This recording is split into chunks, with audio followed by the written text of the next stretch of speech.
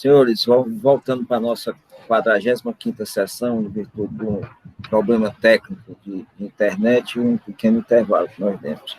Vamos novamente dar continuidade ao nosso último processo de hoje, sobre a relatoria do doutor Tiago. E o processo é o de número...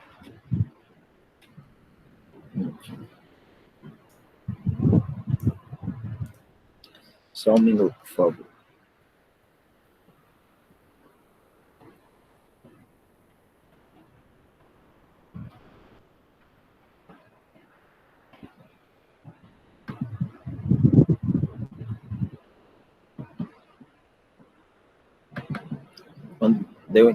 Quando parou, caiu tudo. Então, só para relatar o último processo que a gente deu um intervalo, é o processo de recurso 16141-2018, autofração 2018-13341.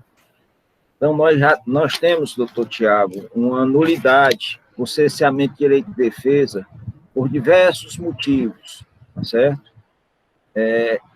Entre eles, certo? A presidência vai só...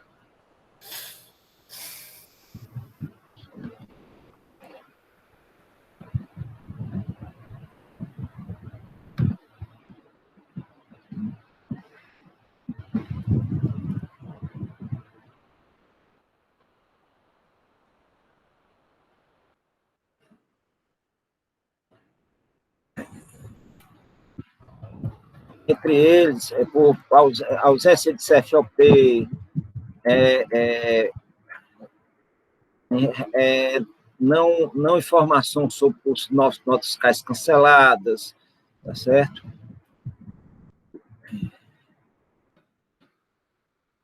Relação também à possível inclusão no levantamento de mercadorias não sujeitas à substituição tributária, certo? Como o conselheiro relator vota em relação a essas nulidades, processamento de direito de defesa?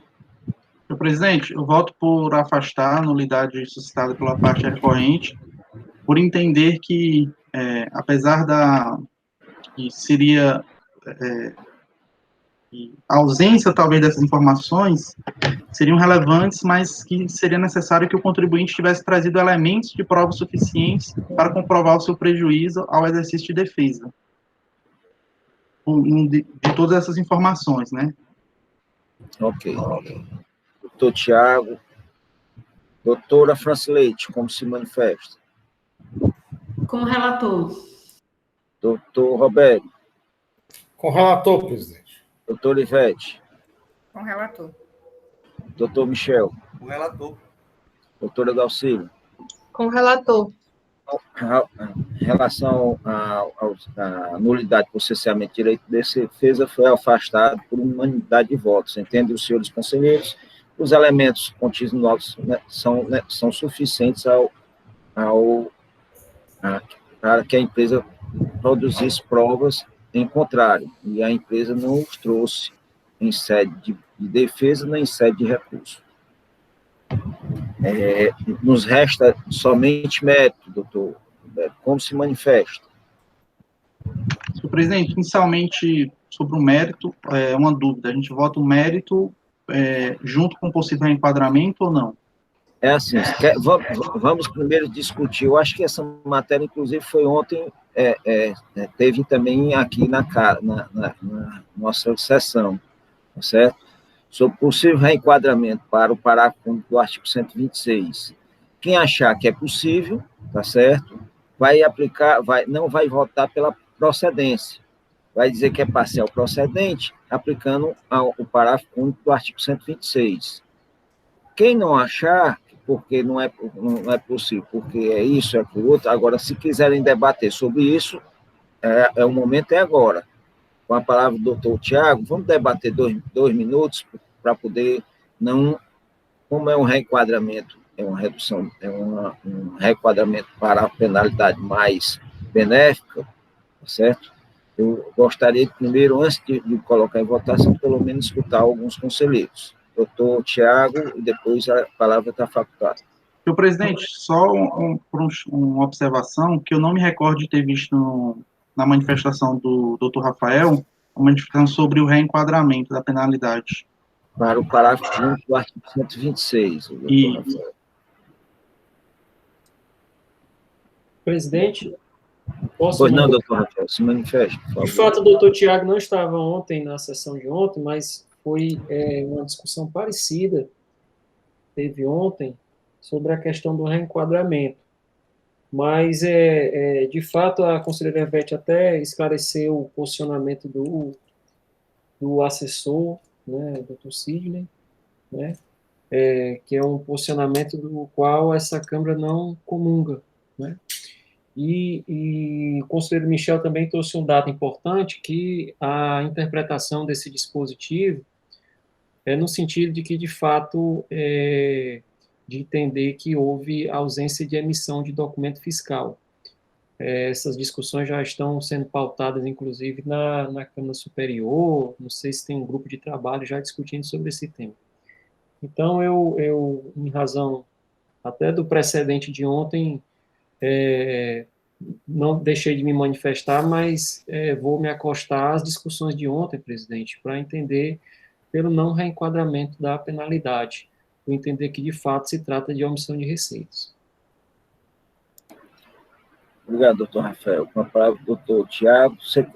Doutor Tiago, se não quiser escutar os conselheiros sobre o assunto, para depois se manifestar, também pode ser. Vamos ouvir os conselheiros, presidente, por favor. Ok. A palavra está facultada, doutora Dalcília. Eu estou com a dúvida aqui, porque aqui já foi autuado pelo 126, o julgamento singular manteve o 126, e o parecer também é o 126, mas me parece que o parecer foi pela parcial, porque foi o parágrafo único, é isso?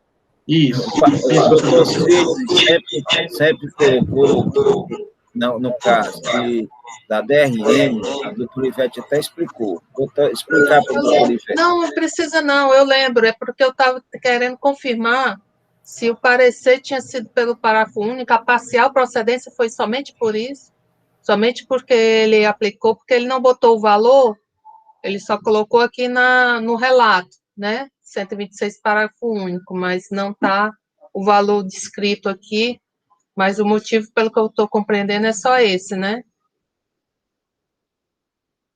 Eu lembro da discussão de ontem, eu compreendi, não precisa novamente não, senhor presidente. Obrigada. Ok.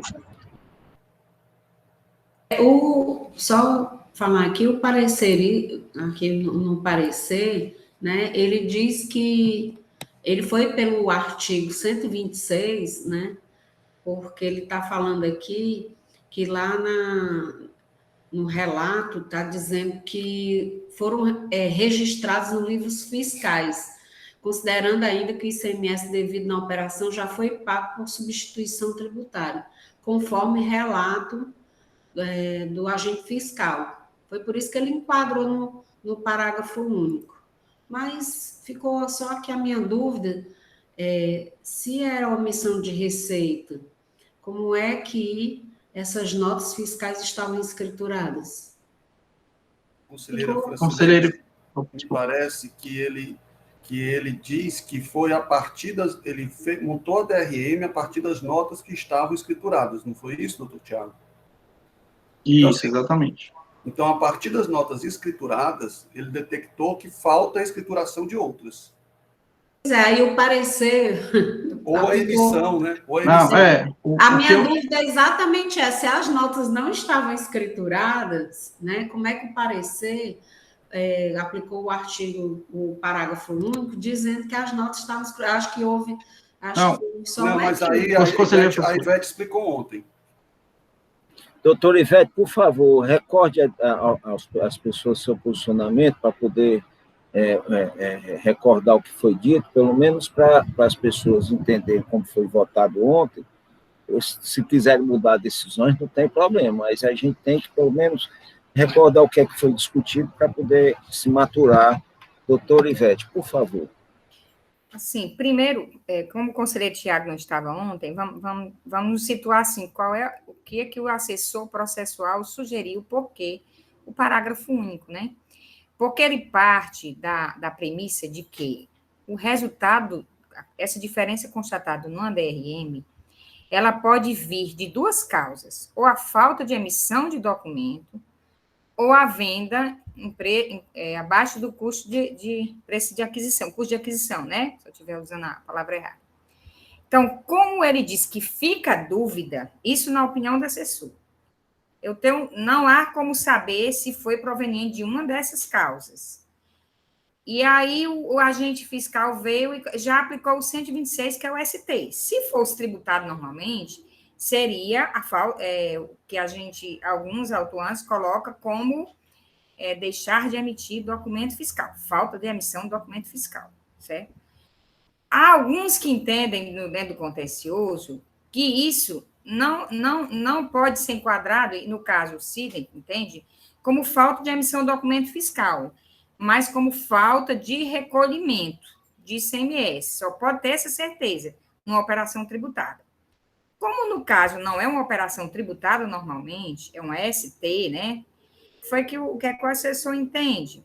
Ora, se é uma operação em ST, é o artigo 126, e não dá para se ter a certeza se houve, de fato, foi uma falta de emissão de nota ou uma venda abaixo de preço, aquisição, pela regra do 112, ele aplica a mais benéfica, que é o parágrafo único. Esse é o entendimento do assessor, porque ele considera que fica dúvida nessas duas causas. Uma boa parte aqui, e eu continuo considerando, e eu acho que o conselheiro Gradival, o conselheiro Dalcida, entendi isso, que eles entendem que o entendimento a DRM aponta uma diferença e que, sendo o contribuinte praticando vendas, né, e tendo atividade específica de vendas, essa diferença indica, por presunção legal, uma falta de emissão de nota, certo? Falta de emissão de nota, uma presunção legal. E aí eu complemento. Tudo bem que pode existir a venda abaixo do preço de aquisição, para justificar essa diferença. Mas, para isso, precisaria o sujeito passivo trazer aos autos uma prova de que essa diferença não foi decorrente de falta de emissão de nota, e sim de venda abaixo do preço de aquisição. Se ela tivesse trazido contraprovas à presunção de falta de emissão do documento, até entendo que caberia o que o Sidney, o assessor, sempre sugere, parágrafo único. Então, o que foi ontem a decisão? Vamos manter o 126, porque como é uma presunção legal, isso pelo menos foi o fundamento, como é uma presunção legal, deveria o contribuinte ter apresentado, trazido provas para se contrapor, né, à acusação de omissão de receita decorrente de falta de emissão de nota, porque a gente entende que seria falta de emissão de nota. É isso que eu consigo extrair da interpretação do assessor e me mantenho nessa linha, porque a minha preocupação aqui é porque é uma presunção legal. Aí, como presunção legal, cabe ao sujeito passivo desfazer essa presunção. E a presunção de quem entende que a omissão de receita é decorrente da falta de emissão, para mim, falta de emissão de documento, para mim deve ser essa a principal presunção. Não sei se eu consegui lhe ajudar, Tiago. Desculpa. Obrigado, doutora Dalcília. As folhas 5, o assessor explica isso que a conselheira falou, conselheira Francileide, a folha 5 pareceu, folha 120 do processo, no parágrafo 5º, que ele começa a dizer, todavia não se sabe se é da venda abaixo de custo ou da venda sem nota. Mas só para complementar rapidamente, e assim, eu particularmente, eu entendo que, além desses argumentos que a conselheira falou, que eu não vou repetir, a conselheira Ivete, eu entendo que aquelas presunções legais, elas pressupõem necessariamente, assim, que se entenda elas como uma falta de emissão de documento, como a omissão de receita advinda de falta de emissão, até para que a gente tenha competência para se manifestar sobre ela, porque se o contribuinte trouxesse que aquela omissão de receita, aquela diferença apurada veio do subfaturamento, ou dessa diferença que gerou a dúvida aí no assessor, essa diferença da venda abaixo de custo, então que ela trouxesse a prova.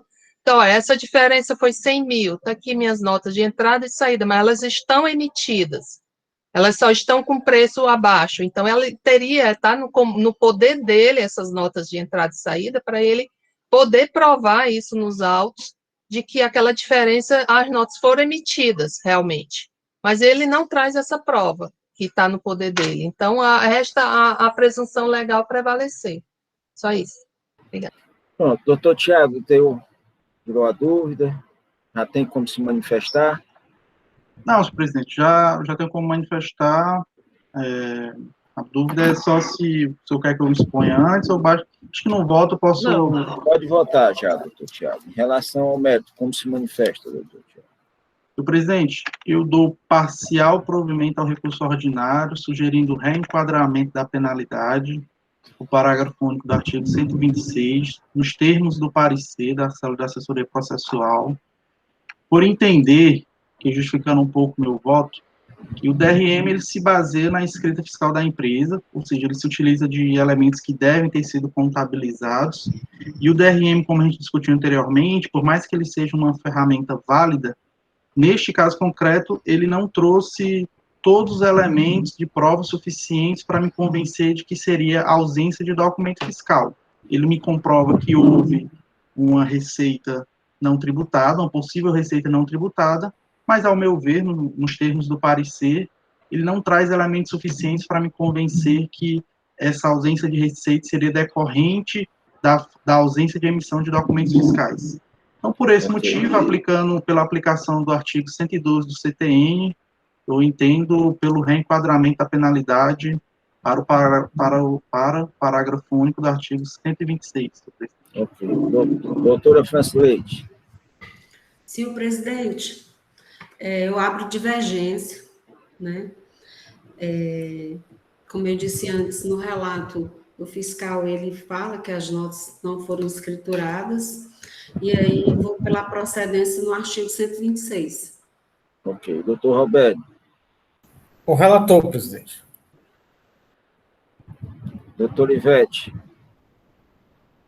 Mantendo a mesma linha, né, pelo 126. Primeira divergente. Vota com a primeira divergente. É isso? Primeira divergente. Doutor Michel. Os fundamentos que eu já apresentei. Com a primeira divergente, senhor presidente. Doutora Dalcine. Primeira divergente, 126 CAPT, né? Que eu acho que é bom constar na ata que é CAPT. Não, só nos resta CAPT. A outra é o parágrafo único. Só nos resta CAPT. Então, por maioria de votos, a quarta Câmara conhece do reexame necessário, aliás, do recurso ordinário, desculpe, nega provimento, mantendo a decisão de procedência da acusação,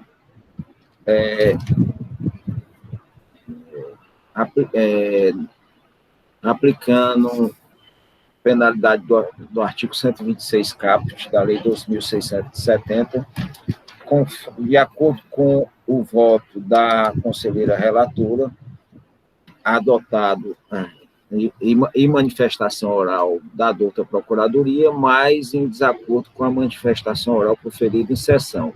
Já fica para o primeiro voto divergente vencedor da doutora Franci Leite, que já fica designada para fazer o presente processo. Doutor Tiago. Senhor presidente, ao final do recurso ordinário, ele fez um pedido genérico de perícia.